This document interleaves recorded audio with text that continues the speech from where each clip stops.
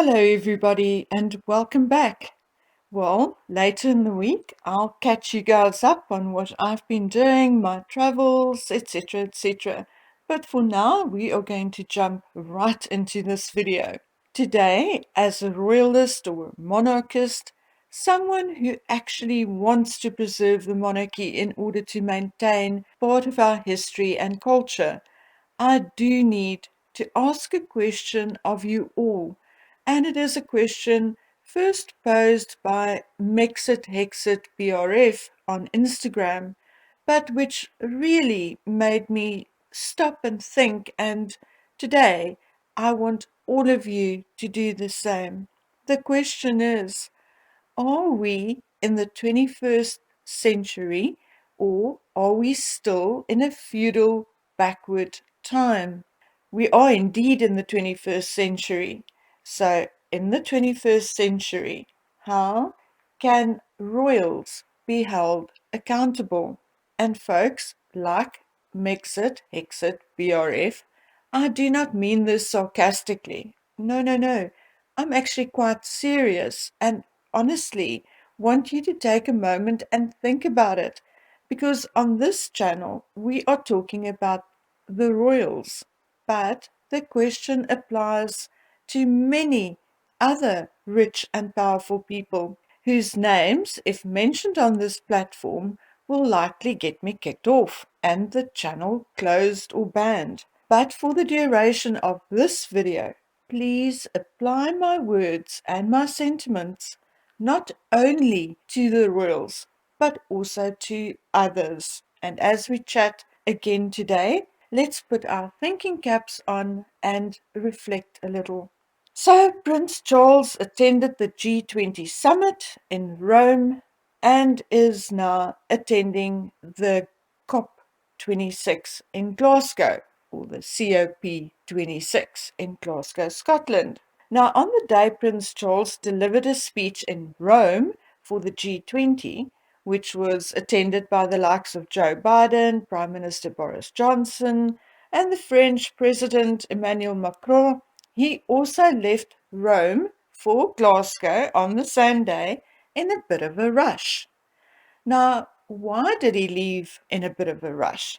Well, to meet Jeff Bezos at Dumfries House on the very same day. And how did Prince Charles leave Rome for Glasgow that day? By private jet, of course.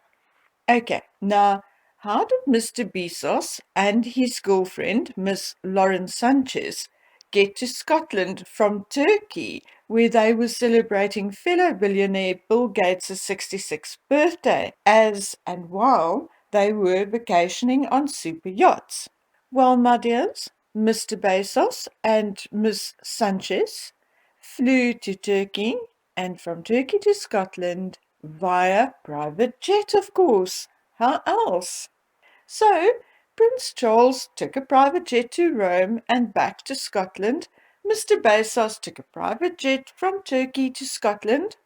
Well, we're not sure how Mr. Bezos and his girlfriend got to Turkey, but we'll assume they got to Turkey the way they left Turkey, and that was via private jet. Anyway, so now we already have at least 3 private jet flights due to climate change summits. Okay. The G20 summit included leaders, mostly political leaders, okay, like Prime Minister Justin Trudeau, Prime Minister Boris Johnson, Prime Minister of Spain, Pedro Sanchez, President of Argentina, Alberto Fernandez.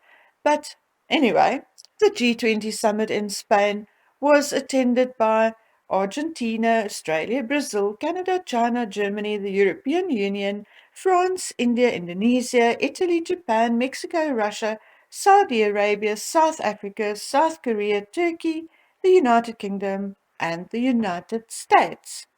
Now, I know that Naledi Pandor, International Relations and Cooperation Minister, led the South African delegation because President Ramaphosa was bogged down by local government elections in South Africa. But I'm not sure whether the delegation flew to Rome by commercial airline or whether they flew with Inkwazi, the presidential plane. But never mind. I'm sure that if Miss Naledi flew commercial, there were at least one or two more of the other leaders and their delegations who flew to Rome privately. And I know for a fact that Mr. Biden and his entourage flew with Air Force One. Okay, so that is a whole nother scenario. But let's move on to Scotland and Glasgow in particular. Around 120 world leaders and thousands of delegates are attending the COP or COP26 climate talks in Glasgow. Again, United States President Joe Biden, United Kingdom Prime Minister Boris Johnson, India's Prime Minister Narendra Modi, German Chancellor Angela Merkel, and many others. Even Greta Thunberg made it to Glasgow, where she today joined a protest, as always.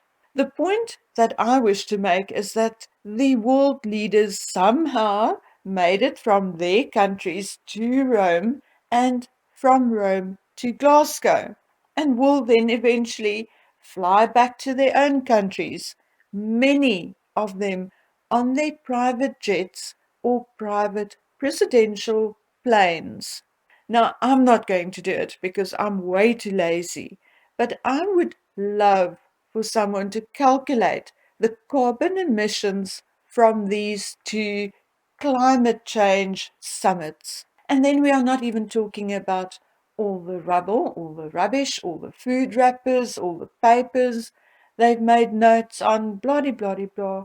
In other words, all the rubbish these people generated in these few days. Okay, and now, to top it all, Russia and China is being slated for their absence from the COP26. Both countries had just been represented at the G20 in Rome. So I would just guess that Russia and China's leaders actually feel that they have countries to manage and run, countries with pandemic issues, economic issues, educational issues, transport issues, energy and mineral issues, to name but a few, and that they cannot afford to fly from one climate change summit to another. Now, I obviously do not necessarily agree with the policies of Putin and China, blah, blah, blah. Obviously not. But on this one, unfortunately, I have to. Once you've attended one climate summit, perhaps you need to, as a leader, to get back to your country and deal with a lot of other issues. It's truly a matter of having been there, done that, and now back to business. Wasn't it actually the Queen herself who said she's irritated by all this talking and very little doing? Well, I at least agree with her on that. But I digress and need to get back to where we started. We, you and I, may differ on many subjects, and most likely will on what I have to say next. But I took very serious offense at what Prince Charles said during his COP26 speech.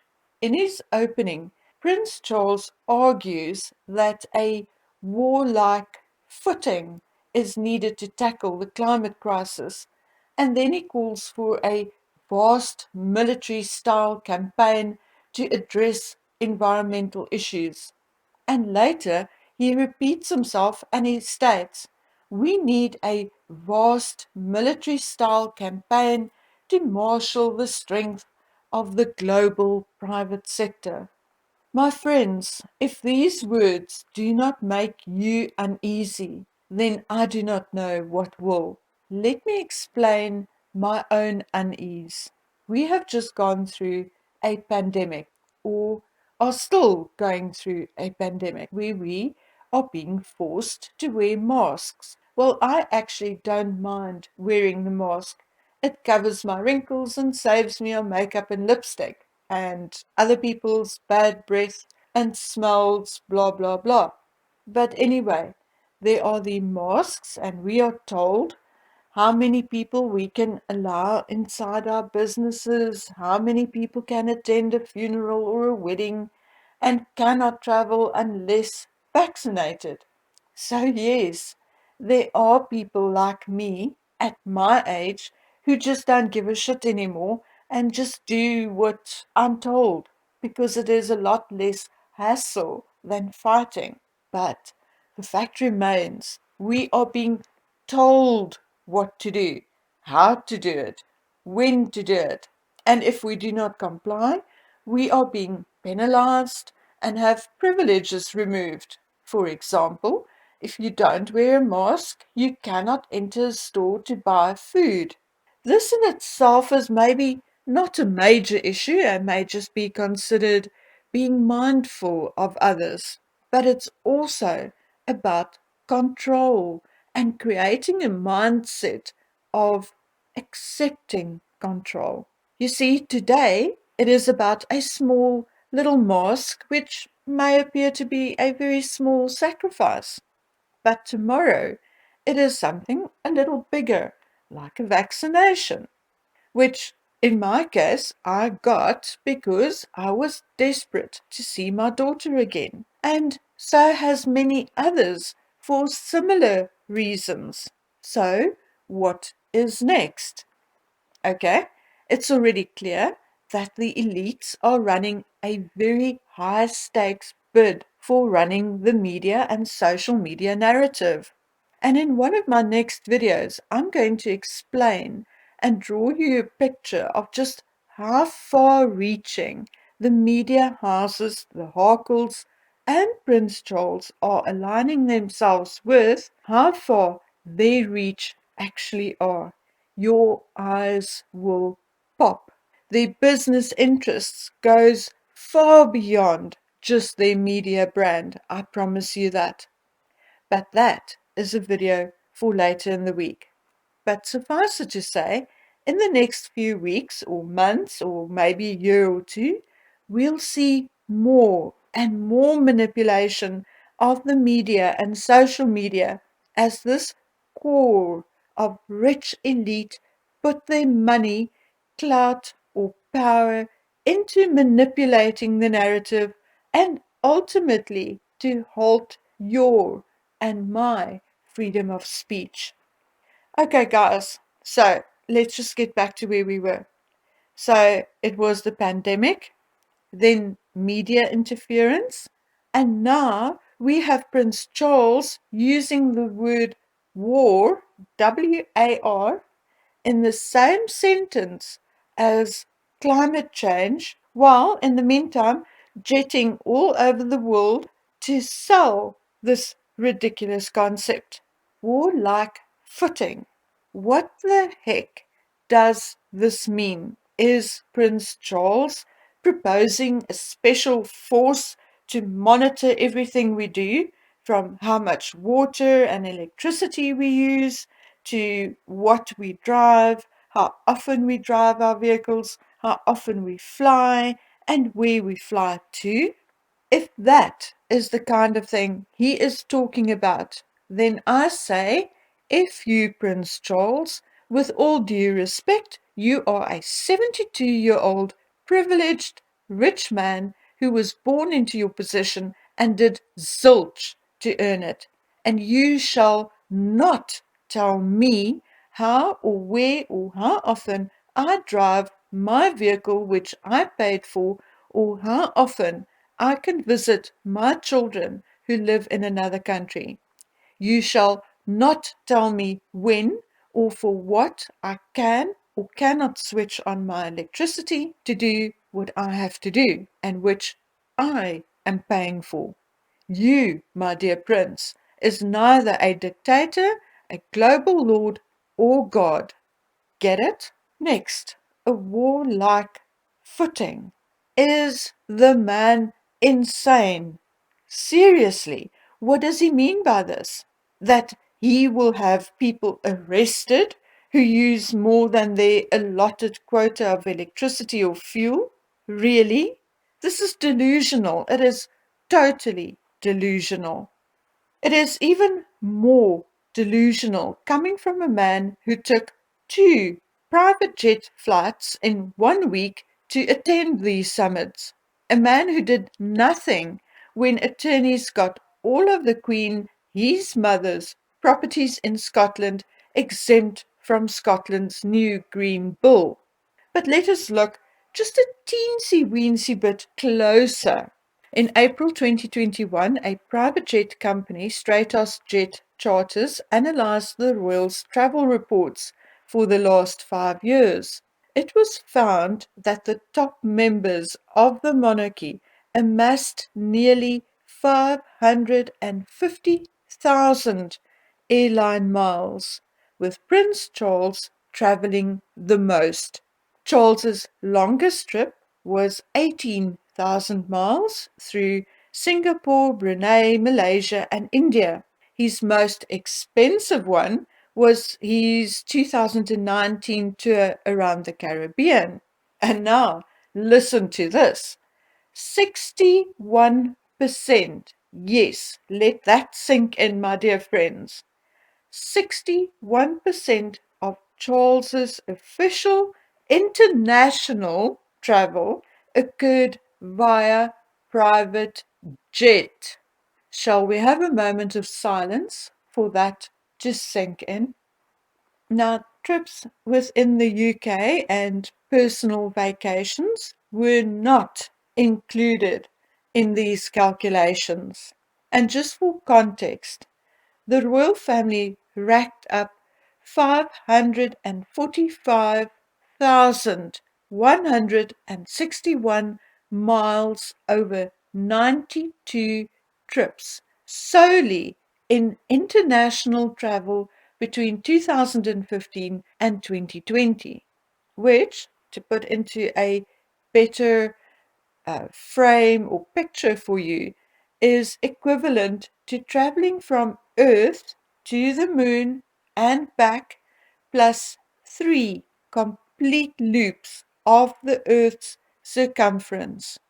And now, my dears, do you understand? While people like me and a few others get a bit irritable when Prince William dared to comment about William Shatner's 10-minute trip to space, please, my friends, just stop and think and know that one does not always hate someone when criticizing them, but you can also not be blinded by admiration and have your soul and life stolen from under you. And yes, Prince Charles may own an Aston Martin which, like he says, runs on white wine and cheese, but in 2019, figures published for 2018 showed that the royal household made 207 trips by helicopter, and Prince Charles definitely does not arrive in his wine and cheese car for all his official visits, and neither does his entourage, which could include up to 10 people depending on the occasion.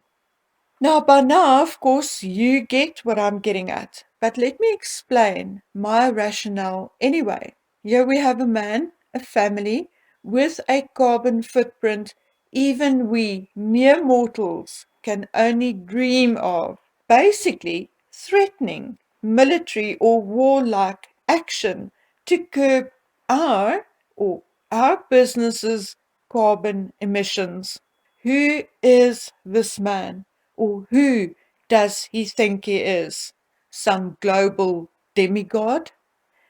Yes, I know many of you will click that unsubscribe button because I dared to point a finger at a 72-year-old man dressed up as a kindly, plant-conversing, turkey-clucking innocent, but whose greatest dream, it appears to me, is not to become king of the United Kingdom, but to dominate the world and for the world to bow down to his each and every crazy idea. And guys, I'm telling you now, this is not about the weather. It is about money, power, and control. And in particular, control.